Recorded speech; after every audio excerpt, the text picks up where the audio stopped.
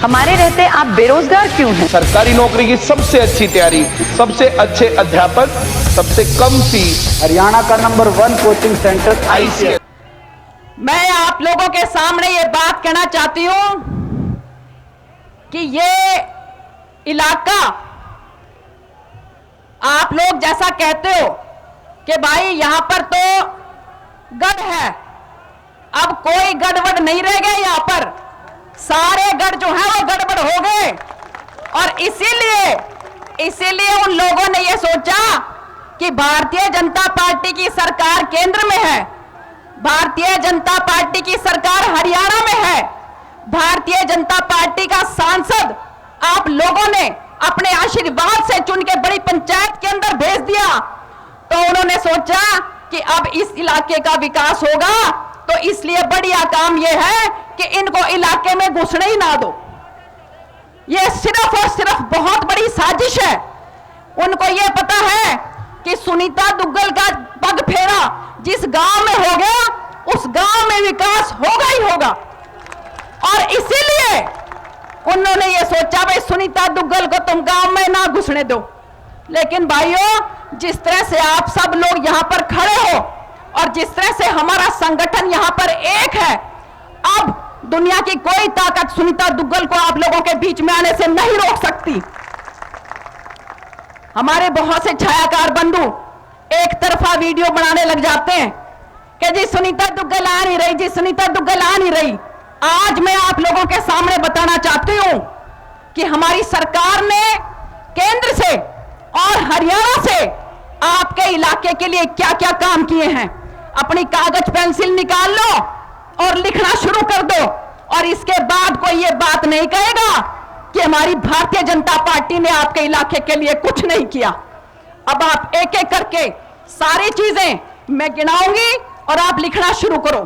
सबसे पहले मैं आपको बताती हूं कि हमारे इलाके ने 58 करोड़ की लागत से बड़ोपल और धांगड़ और खारा खेड़ी और दरियापुर में हमारी केंद्र की सरकार ने NH9 पर 4 अंडरपास मंजूर करवाए। 58 करोड़ की लागत से केंद्र की सरकार से मैं लेकर आई ये काम, आप लोगों के बीच में नोट करते जाइए एक एक करके। जोधका में, बड़ागुड़ा में रेलवे फाटक की समस्या थी, वहां पर रेलवे अंडरपास को मंजूर करवाया, मैंने करवाया आप लोगों के लिए। फसल बीमा योजना 2016 के अंदर जो है आई, कांग्रेस सरकार ने कभी 2 रुपए के चेक, कभी 4 रुपए के चेक। अरे मैं कह रही हूं वहां खड़े खड़े थक जाओगे, यहीं आ जाओ, बात सुन लो पहले पूरी, सारी बात सुन लो, उसके बाद जो तुम्हारा दिल करे वो कर लेना।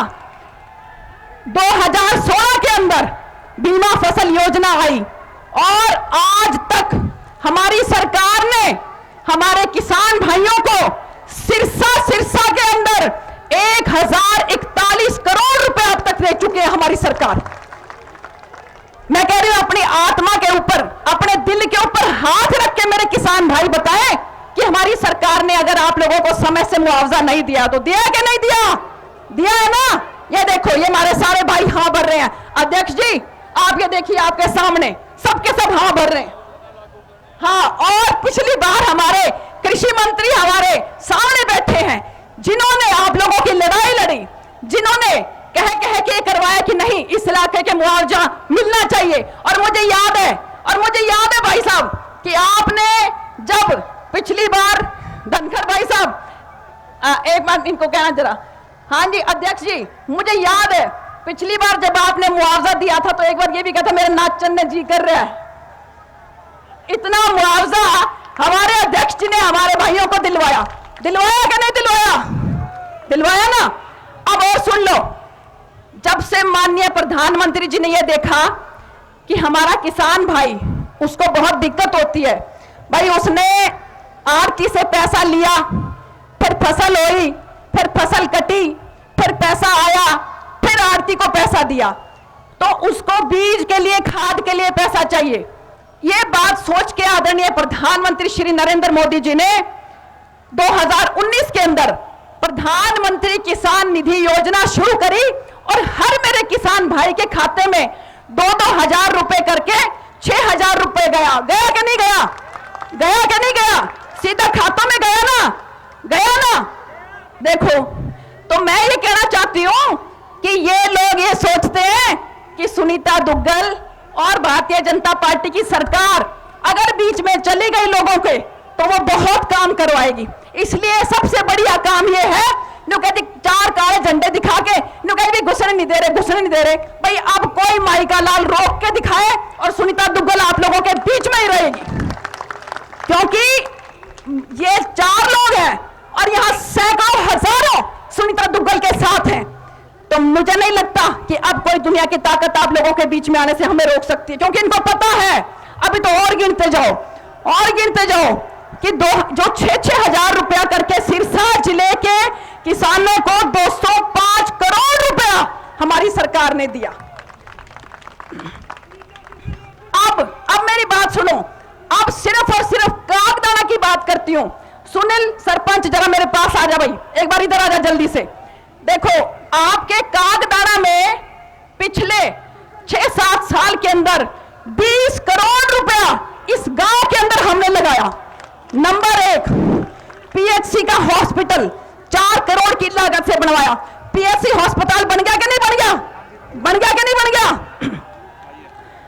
10+2 स्कूल अपग्रेड मैंने खुद करवाया कि मेरी बेटियों के लिए स्कूल अपग्रेड होना चाहिए। आपका स्कूल 10+2 करवाया कि नहीं करवाया? इसने 10 चक्कर चंडीगढ़ के लगाए। हर बार मैंने फोन कर करके कहा कि हमारे कागदाना का स्कूल हमारी बेटियों के लिए वो अपग्रेड होना चाहिए। अपग्रेड हो गया कि नहीं हो गया? हो गया ना? इसके बाद सुन लो मेरी बात, वाटर वर्क्स का निर्माण 1 करोड़ की लागत से हो गया कि नहीं हो गया? हो गया।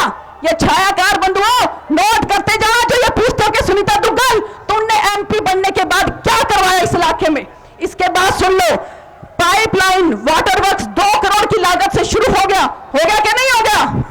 हो गया। इसके अलावा नहर के जोहर तक आरसीसी पाइप 50 लाख की लागत से कंप्लीट हो गया, पूरा हो गया कि नहीं हो गया? इसके अलावा 10 लाख से आंगनवाड़ी, 38 आईपीएम गलियों का 38 आईपीबी गलियों का निर्माण 1.5 करोड़ की लागत से, पशु अस्पताल, नॉलेज सेंटर, पटवार भवन, स्कूल के कमरों का निर्माण, गंदे पानी की निकासी, पीएचसी पीने का पानी, कम से कम भी 20 करोड़ रुपया कागदाना गांव के अंदर हमारी भारतीय जनता पार्टी की सरकार ने लगवाया। माननीय मुख्यमंत्री श्री मनोहर लाल ने लगवाया। अरे वो ऐसा इंसान है जो ये नहीं देखता भाई इस इलाके से हमारा एमपी बना कि नहीं बना, इस इलाके से हमारा एमएलए बना कि नहीं बना। सारे इलाके को एक नजर से देखता है और हर इलाके के बारे में सोच रखता है और हर इलाके का विकास करवाता है। ऐसे हमारे माननीय मुख्यमंत्री श्री मनोहर लाल जी और हमारी भारतीय जनता पार्टी के प्रदेश अध्यक्ष, जिन्होंने कृषि मंत्री रहते हुए ऐसे काम किए कि मेरे मन से इनके लिए दुआएं निकलती हैं कि परमपिता परमात्मा करे कि इनको ऐसा स्थान मिले और ऐसा स्थान मिले कि हमारे किसान भाई जो हैं वो बिल्कुल तरबतर हो जाएं और ये कहें बहुत हो गया, हाथ जोड़ के ये कहें जी बहुत कर दिया आपने। तो इसके साथ साथ मैं आपको बताना चाहती हूं कि यहां से आपके कैंडिडेट बाकी कौन है। पहले विधायक अभय सिंह जी इस्तीफा दे दिया, मजाक बना के रख दिया एलनाबाद को। पहले उनके पिताजी ने चुनाव लड़ा और यहां से और उचाना से 2 जगह से चुनाव लड़ा, एलनाबाद को छोड़ दिया और उचाना को रख लिया। क्यों भाई? एलनाबाद के साथ सौतेला व्यवहार क्यों? कोई भी उपचुनाव अगर एलनाबाद का आया है तो उसके पीछे कौन है? आईएनएलडी पार्टी है कि नहीं है? है कि नहीं है? अब फिर मजाक बना दिया तुम्हारा, फिर मजाक बना दिया।